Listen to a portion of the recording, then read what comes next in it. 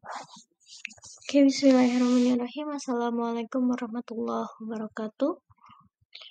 Okay, guys, this is third meeting in Technology Enhanced Language Learning course.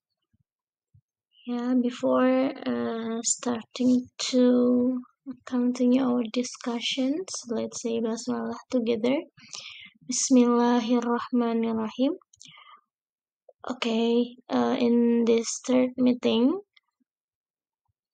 we will discuss about language learning theories and technology. Ya, ini lanjutan dari materi kita sebelumnya. Ya, kalau kemarin kita sudah membahas 2 teori. Nah, untuk meeting hari ini kita akan lanjutkan 2 teori berikutnya.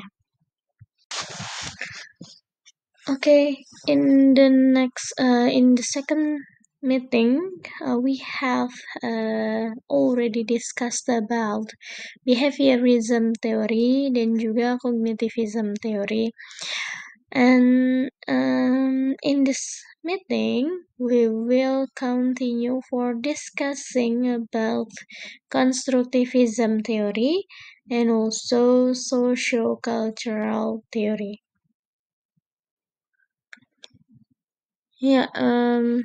Constructivism theory and technology.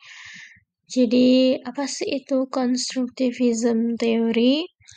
Constructivist learning theory built on behaviorism and cognitivism by placing the learner at the center of every learning experience.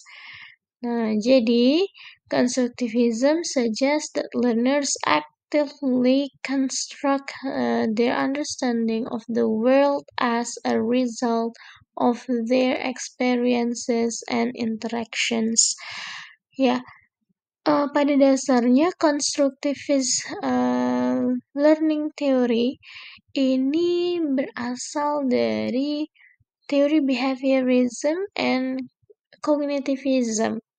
Ya, kalau kemarin kita sudah mengetahui nih perbedaan antara behaviorism teori dengan cognitivism teori yang cukup berbeda, begitu ya. Nah, ternyata constructivism ini berasal dari keduanya, gitu ya, atau menggabungkan kedua basic teori tadi, behaviorism dan juga cognitivism, ya, yang dimana constructivism ini meletakkan students itu sebagai center dalam proses pembelajaran, gitu. Nah, jadi constructivism ini suggest students untuk lebih aktif memahami setiap pelajaran mereka, setiap pelajaran dan juga ini merupakan result of their experience and interactions. Ya, jadi belajar berdasarkan pengalaman dan juga interaksi sosial mereka. Nah, inilah constructivism learning theory. Okay. Constructivism theory based on Vygotsky ini bisa kita perhatikan dari gambar.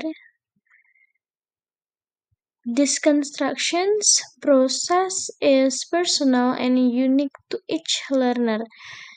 Nah, as a result, the theory recognizes that learning outcomes will differ based on how learners interpret their experience.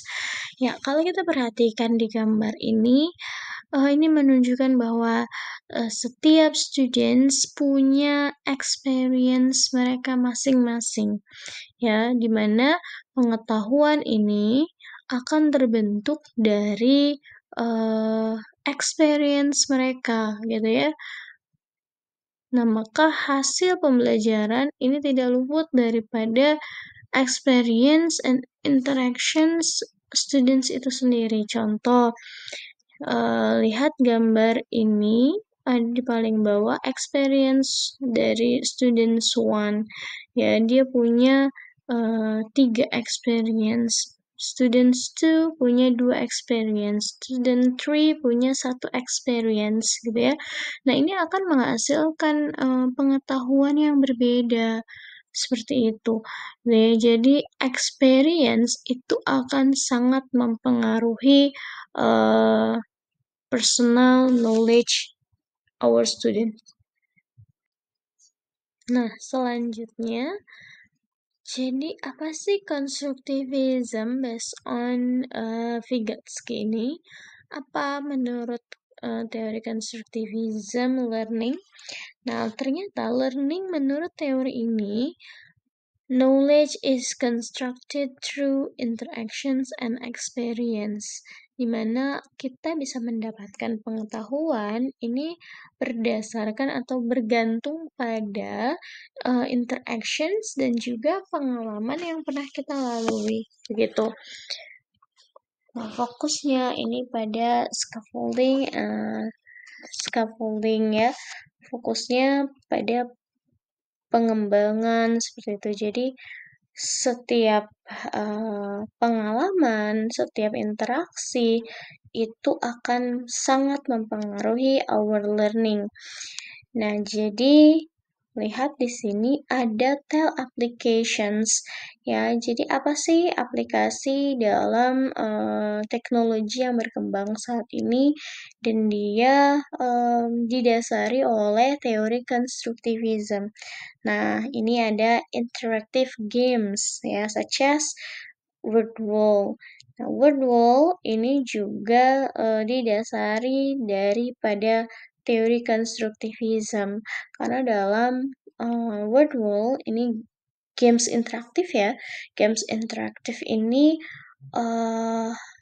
sangat didasari oleh pengalaman dan juga ada interaksi yang bisa menambah pengetahuan students.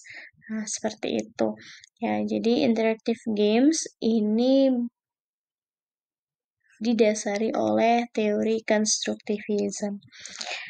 Okay, that's all for constructivism theory based on Vygotsky. Let's continue. Okay, this is the last theory that we will discuss. Nah, ini adalah social cultural theory based on Langtolf. Yeah, it suggests that learning is a cognitive process that takes place in a social context.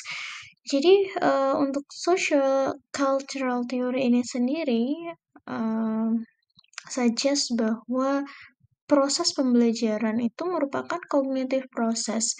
Nah, perbedaannya dengan cognitivism theory, dalam cognitive process menurut social cultural theory, takes place in a social context. Jadi, cognitive process yang ada pada konteks sosial seperti itu.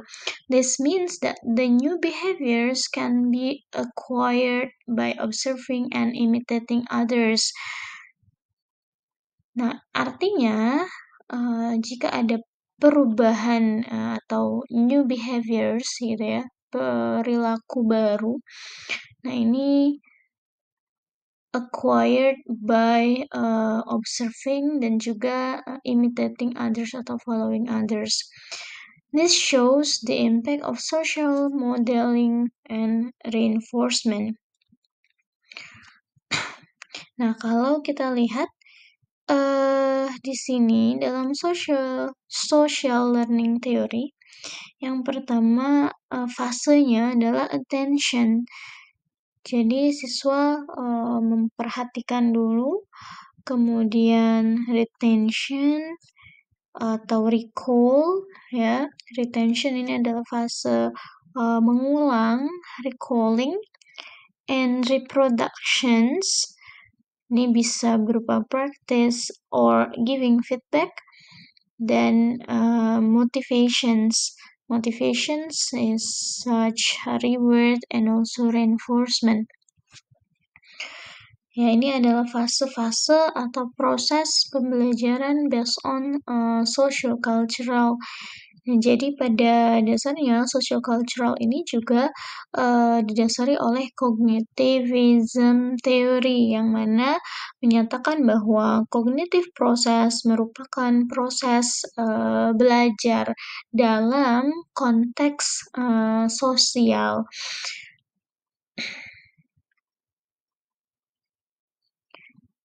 Indeed, learning menurut sociocultural theory yaitu social interactions and culture. Ya, jadi ketika ada interaksi sosial, nah ini disebut ini adalah proses belajar begitu ya.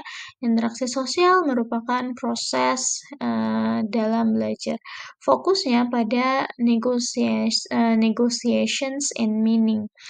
Nah, jadi apa sih aplikasi yang relate atau didasari oleh teori sociocultural ini? Nah, yang pertama ada contohnya Zoom ya or Google Classroom Comments. Ya, dalam Zoom kita bisa berinteraksi langsung walaupun dalam bentuk virtual begitu ya.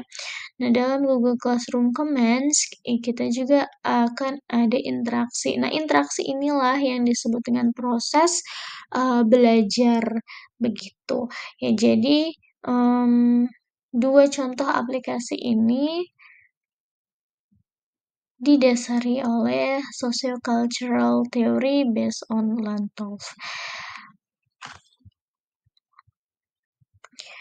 I think that's all for this meeting. Ya, untuk meeting ketiga pada hari ini.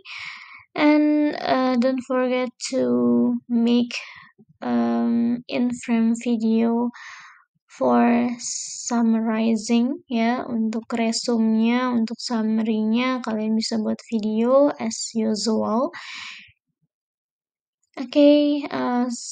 Usahakan on time ya untuk presensinya agar saya bisa mengisi presensi kalian semua. That's all from me today. Let's say alhamdulillah for closing. Alhamdulillahirabbil alamin. Assalamualaikum warahmatullahi wabarakatuh.